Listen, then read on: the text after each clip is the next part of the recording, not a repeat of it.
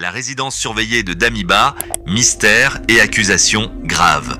Au cœur de l'Afrique de l'Ouest, un scandale de plus en plus difficile à ignorer est en train de prendre forme.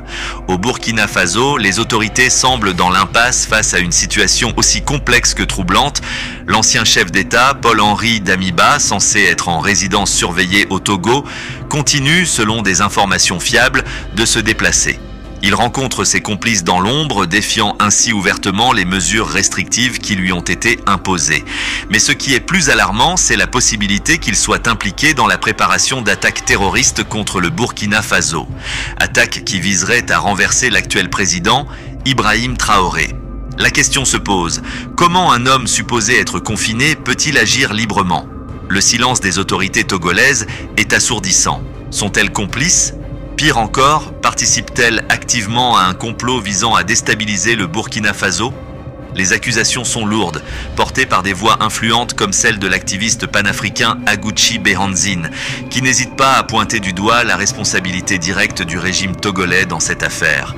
Pour lui, il est clair que l'implication du Togo va au-delà de la simple tolérance passive. Il s'agirait d'une collaboration sournoise destinée à renverser le gouvernement actuel burkinabé.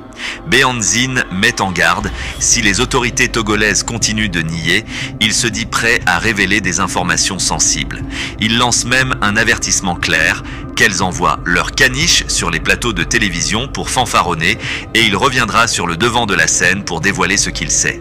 Selon lui, il ne fait aucun doute que le Togo est impliqué dans ce qui pourrait être l'un des complots les plus dangereux de la sous-région. Dans cette affaire, c'est la stabilité même de la région qui est en jeu.